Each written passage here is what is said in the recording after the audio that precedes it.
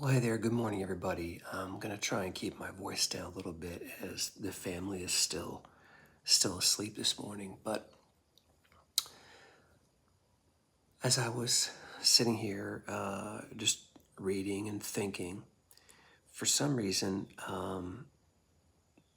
it came to my mind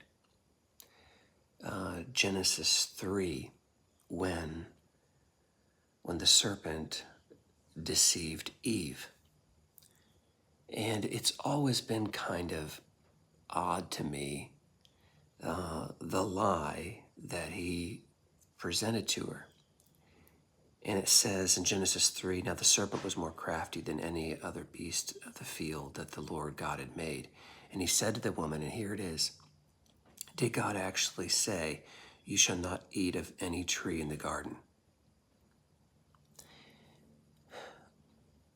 Now, I guess what has always been curious about that to me was like, that was so far from reality.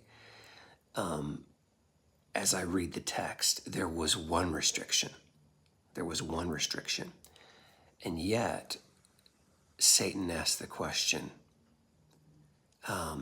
is it true you're not allowed to do anything? And I kind of often thought, like, boy, it's kind of ridiculous because it's the opposite. Hear me now. Hear me now. It's the opposite of that. There was just one thing.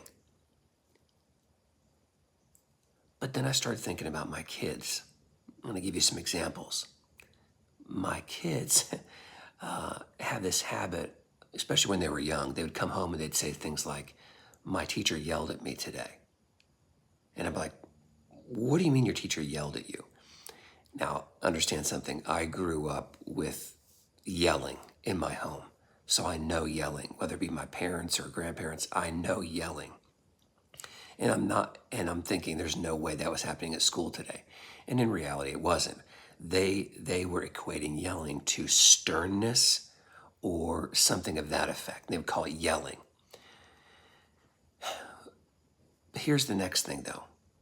And so the point being is that what they're feeling in the moment is exaggerated. Hear me now. What they're feeling in the moment of chastisement is they're feeling, it's exaggerated. Again, he's saying, is it true? Did God actually say to you, you shall not eat of any tree in the garden? The next point about my kids is when they receive punishment, when I tell them they can't do something, it blinds them to everything they can do. And they get fixated on the thing that is prohibited. And I think that speaks, especially now, because when this is happening, this is before the fall. This is before the fall, where Eve is able to go, no, he didn't. Today, now that we have the sinful nature, when Satan tells this lie to you and I, we believe it. Today, when the sinful thing that we want, whether it is because of greed or our neighbor's wife or our neighbor's home, whether it is anger towards a perceived enemy, whatever, when we hear God saying no to that, it becomes exaggerated to the point where we feel like we have no freedom at all. It gets to the point where we feel like this, we can't do anything. Even though God said, I don't want you to do that one thing, because that is what is in our purview, because that is what our focus on, we mean it, we take it to mean God doesn't allow us to do anything. There was one tree.